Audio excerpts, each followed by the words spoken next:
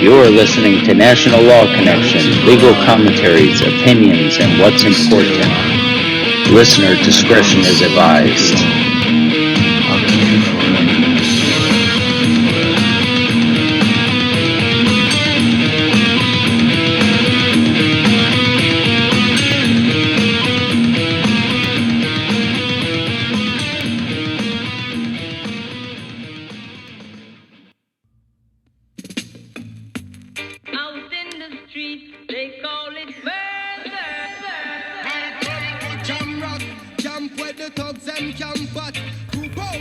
Broadcasting to you live from Las Vegas, Nevada, and welcome to our February 2022 edition.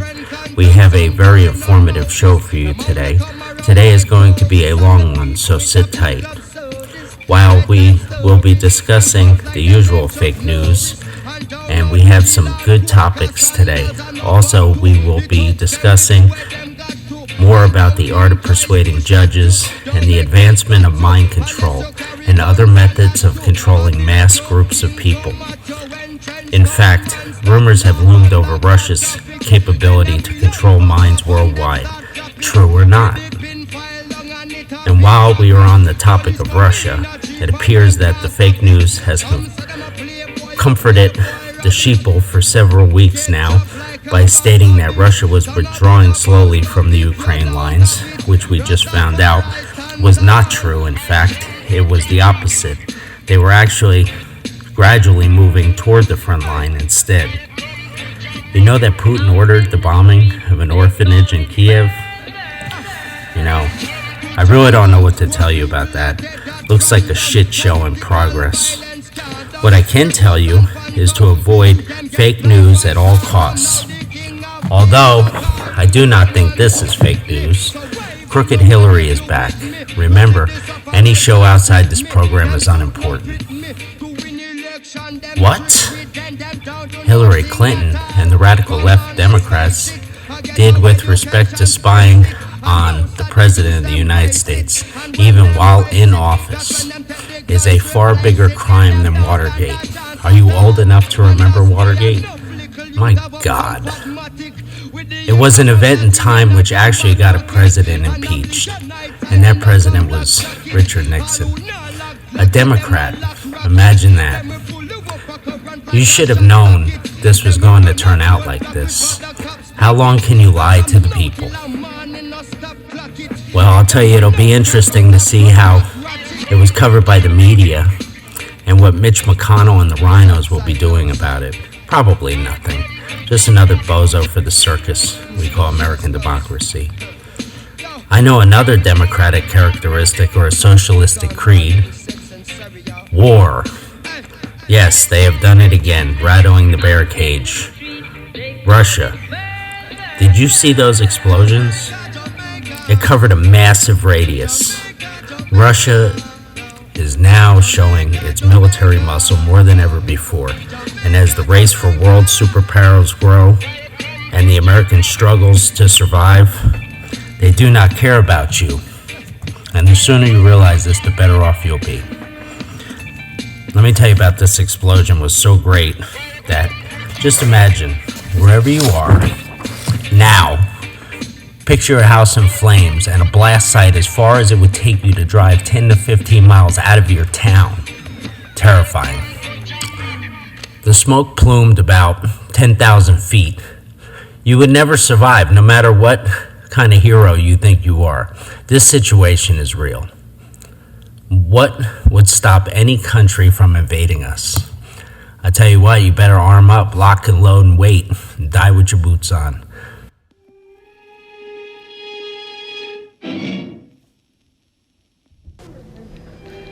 Non-lawyer disclosure. Any information in this program is not to be construed as legal advice.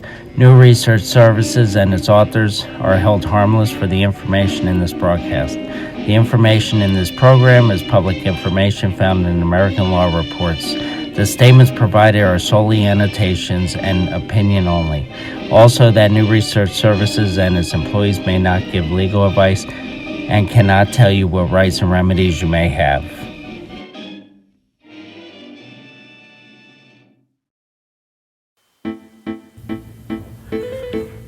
This, in fact, is not really an insult to the Republican Party, but a far greater insult to our nation. What's going on in San Francisco? I hear Nancy Pelosi is pushing for rent-free living. That's interesting. Did you know there are a few states that are offering free land, however, with stipulations? Kansas, Nebraska, Iowa, Minnesota. I can't think of anything appealing there. How about the movie Red Dawn? Have you seen it? I think you should go rent it, and it'll give you a good idea of what may be coming. Is it the revenge of the Cold War coming to a head with Russia? What are your thoughts on this? I'd love to hear it. I'm sure nobody's really listening. I know fake news is a really bad habit to break. I also have heard that Pelosi is destroying the city, San Francisco. What a shame. Now I know Michael Savage has been complaining about for all these years on the Savage Nation. West Coast, East Coast, down here's Mexico. First wave of the attack came in disguised as commercial charter flights, same way they did in Afghanistan in '80. Only they were crack airborne outfits. They took these passes in the Rockies. So that's what hit Calumet? I guess so. They coordinated with selective nuke strikes, and the missiles were a hell of a lot more accurate than we thought. They took out the silos here in the Dakotas, key points of communication. Like what? Oh, like Omaha, Washington, Kansas City. Gone? Yeah, Jesus Christ. that's right. Filtrators came up illegal from Mexico. Cubans, mostly. They managed to infiltrate SAC bases in the Midwest, several down in Texas, and wreaked a hell of a lot of havoc, I'm here to tell you. They opened up the door down here, and the whole Cuban and Nicaraguan armies come walking right through, roll right up here through the Great Plains. How far did they get? Cheyenne, across to Kansas. We held them at the Rockies and at the Mississippi.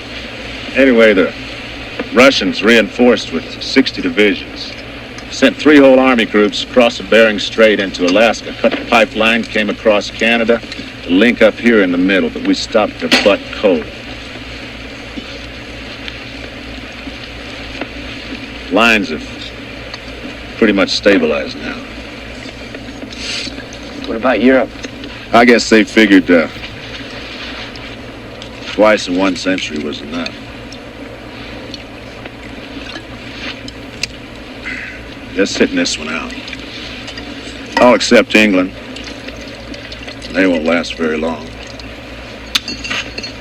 The Russians need to take us in one piece, and that's why they're here now. That's why they won't use nukes anymore, and we won't either, not on our own soil. The whole damn thing's pretty conventional now. Who knows, maybe next week will be swords. What started it? I don't know, 2 toughest kids on the block, I guess. Sooner or later, they're gonna fight. That's simple. Maybe somebody just forgot what it was like. Well, who is on our side? 600 million screaming Chinamen. Well, last I heard there were 1 billion screaming Chinamen. There were.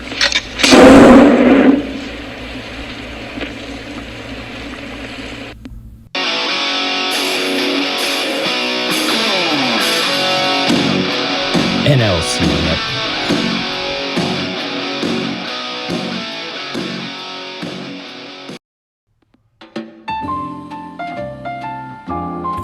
Some expert tutelage for you from the Peanut Gallery. What say you? Subject: making your case, the art of persuading judges, and taking account of the special considerations applicable to a rebuttal argument. The advice not to waive rebuttal in advance is not much needed, but the advice to use only so much as necessary, including nothing at all, is rarely heeded. What is true of your main presentation, and is it true of rebuttal as well? What doesn't help hurts, because it distracts attention from the rest. Even if you have a large chunk of rebuttal time available, don't use it to address insignificant details. Hit the major points that need repair and sit down. And if the other side has not laid a glove on you and the court is obviously in your corner, leave well enough alone. Utter those words. Always welcome to judicial ears. That powerful display of confidence in your case and you to the court by giving the judge a couple more minutes for lunch. Unless the court has further questions, we waive our rebuttal. Like the reply brief, rebuttal argument is for rebuttal. It has two purposes, and the two purposes only are responding to significant new points raised for the first time in the appellee's oral presentation and responding to the appellee's significant oral attacks on your oral presentation or your brief. Don't use it merely to rehash your affirmative points, except if time is available in a brief concluding summary, or to introduce an affirmative point you left out of your principal argument. If it was dispensable there, it is dispensable here. And never ever use it to introduce a brand new point. This sharp practice the court may well remark you on. The most important task in rebuttal is to respond to any significant new point raised in the appellee's presentation. This is a significant point that you had no opportunity to confront in your brief or in your oral argument. This will be your only chance to reply. Avoid the temptation and scattershot argument. Many lawyers who carefully pick their targets in their briefs and principal oral presentations stand up for rebuttal and shoot at everything in sight, going down the points of error they have jotted down during the appellee's presentation. But the scattershot approach is no more effective here than anywhere else. While you're jotting down your notes, consider which of them is worth the trouble of discussing and how those relatively few points can effectively be organized. This is multitasking under pressure, but it is essential. Because rebuttal must be prepared under such pressure, give it some advanced thought. You know from the appeals brief what likely is to be thrown at you. Think about which arguments it might be better to leave unaddressed in your principal argument and to come down hard on it in the actual rebuttal. While a summary of main points is not ordinarily worth the time, at the end of the principal oral presentation, by the time you stand up for rebuttal, the court has listened to the appellee for a long time and your main points are far in the past. If the time is available, it would be well to go over them quickly at the conclusion of your remarks. It's best to admit that, however, if you already gave a summary at the end of your principal argument. Besides being boring, repeated summaries display a certain lack of confidence in the judge's short-term memory.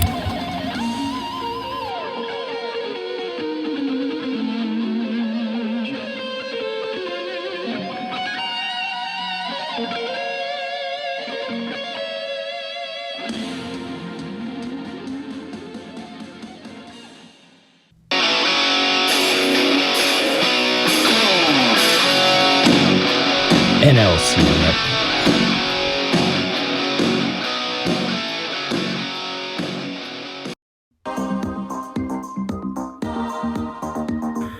Now we shift to an interesting topic, brainwashing.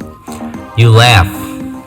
Well, laugh all you want because this is a very important topic and this is something you should know about what your government is doing to you now. Well, they've convinced everybody to get a vaccine. They led the public to believe that there were no more jobs than people actually wanted. True or not, anything outside this program is unimportant.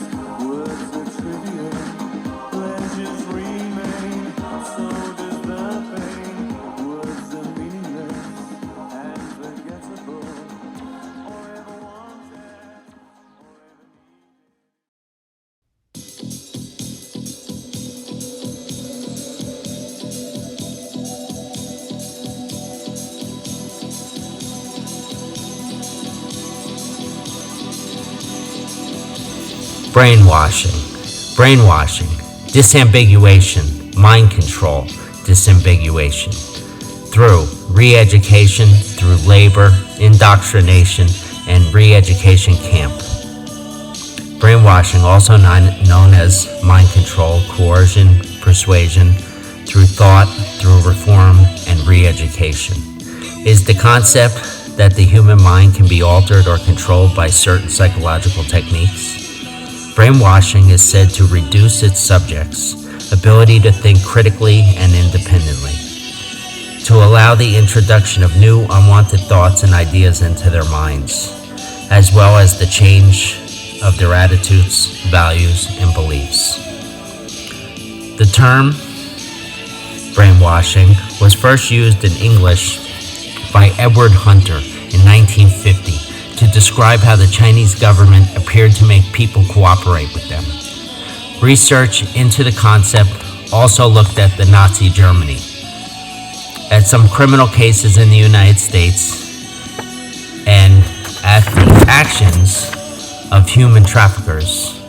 In the late 1960s and 1970s, there was considerable scientific and legal debate, as well as media attention, about the possibility of brainwashing being a factor when lysergic acid diethylamide, otherwise known as LSD, was used, or in the conversion of young people to some new religious movements, which were often referred to as cults at the time. The concept of brainwashing is sometimes involved in certain lawsuits, especially regarding child custody. It can also be a theme in science fiction and in political and corporate culture, but is not generally accepted as a scientific term. Mind reading and mind control techniques are coming. The socialists will need to figure out how the ethical implications before they arrive. The ability to detect electrical activity in the brain through the scalp and to control it will soon transform medicine and change society in profound ways. Patterns of electrical activity in the brain can reveal a person's cognition, normal and abnormal. New methods to stimulate specific brain circuits can be and used to treat neurological and mental illnesses and control behavior. In crossing the threshold of great promise, difficult ethical quadrants confront us.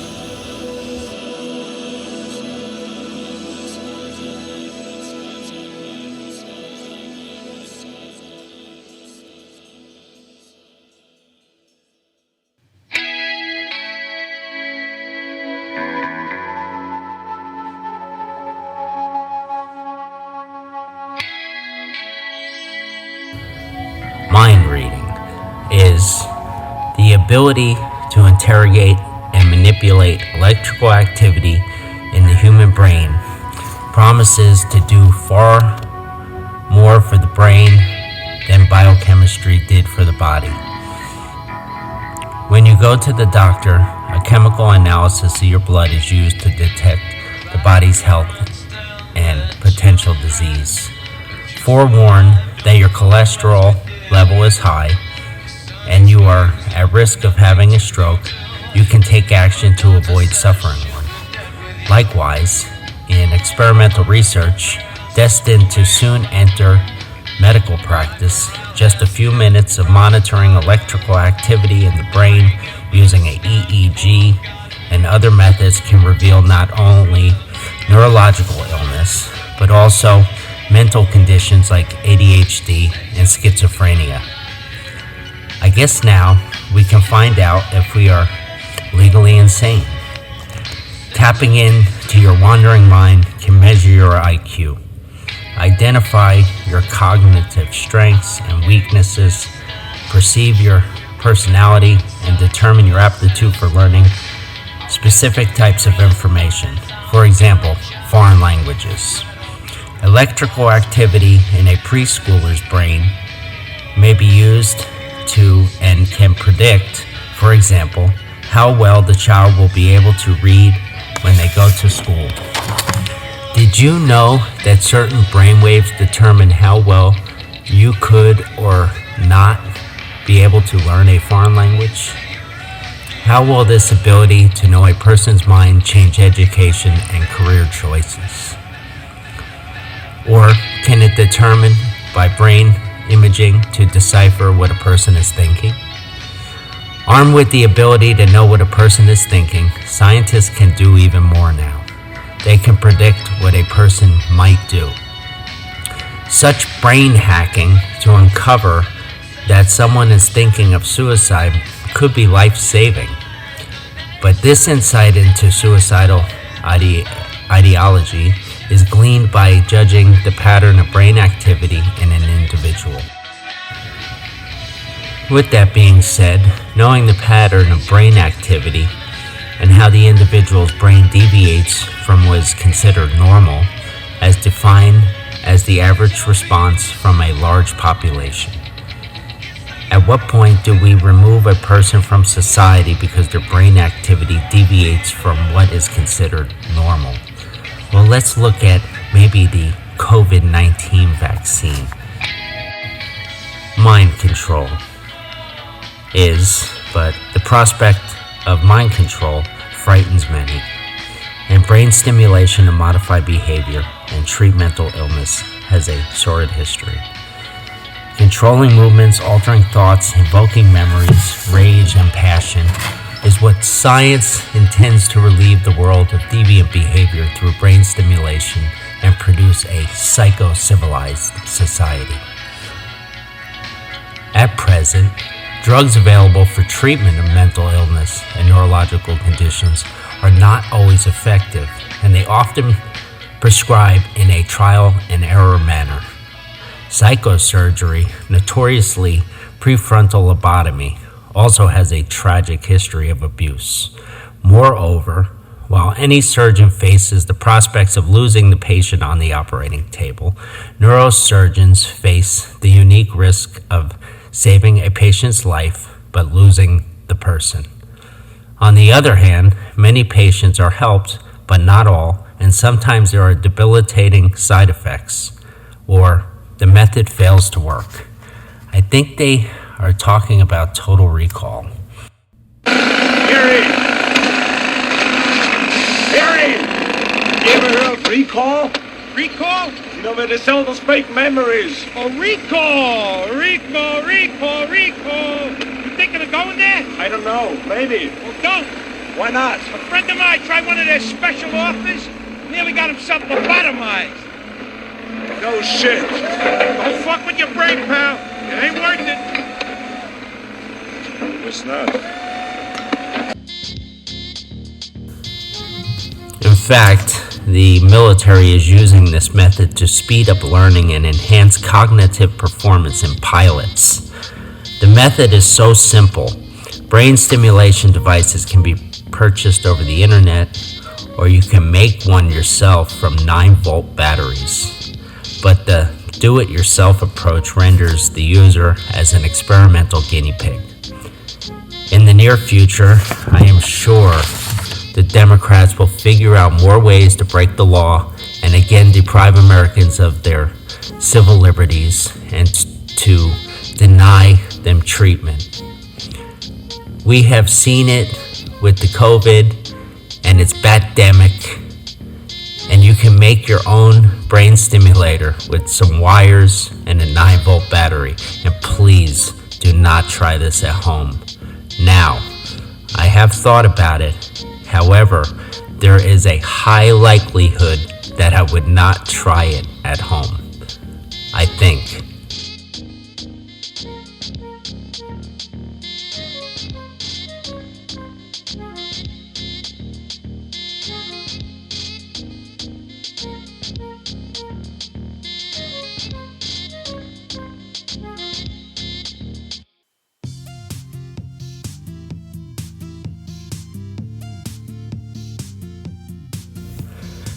As we go into the wind down, we hope that this show was informative and that you may have learned some odd and useless information. And whether or not really hope you are learning from these programs and developing a dry sense of humor. I can't imagine doing a show every day. Is that even possible? I get so tired of the shenanigans and the people trying to get over on one another. And always remember to hire a company with a proven track record. We can assist you with all your document needs.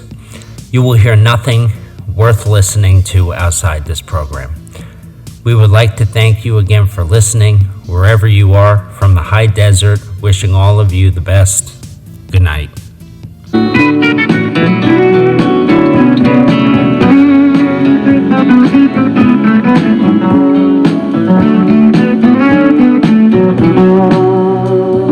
Just a song before I go, a lesson to be learned. Traveling twice the speed of sound, it's easy to get burned.